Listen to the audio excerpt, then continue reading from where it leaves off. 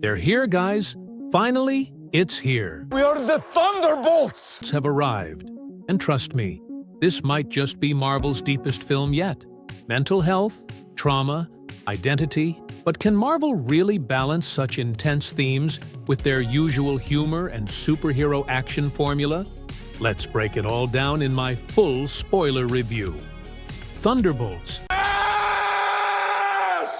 tells the story of how Valentina Allegra de Fontaine, who's been pulling strings from the shadows to become the true power behind the US government, suddenly finds herself cornered by congressmen who've uncovered her abuse of power and illegal human experiments to create super soldiers.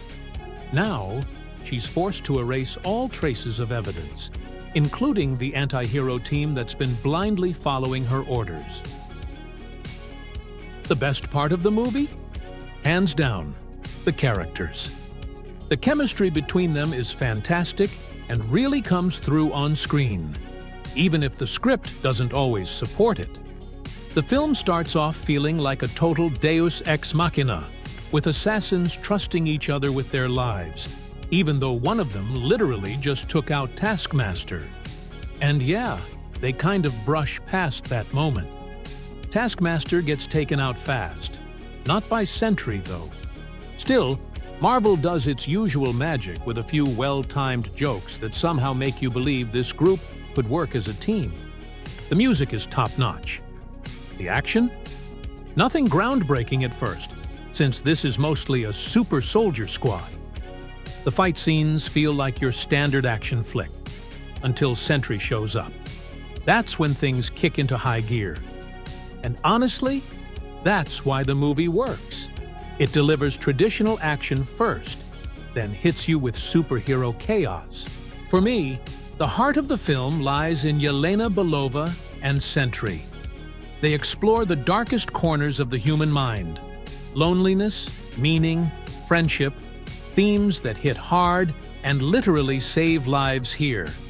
In fact, the Void, Sentry's dark alter ego, is a metaphor that becomes frighteningly real. I loved how they simplified Sentry's character while still preserving his complexity and duality. It was abstract enough to be confusing at times, but in a good way. Let me know what you think in the comments, but in my opinion, Sentry was amazing. I also loved how Marvel focused more on his telekinetic side when I was expecting brute force. And that suit? Comic-accurate perfection. Seriously, wow. Yelena? She's such a relatable character. Lost, wandering, searching. We've all been there. As for Bucky, the Winter Soldier, he's the team's Terminator. Every scene he's in has impact. He's the one saving everyone's butt over and over again. Now, the worst part of the movie?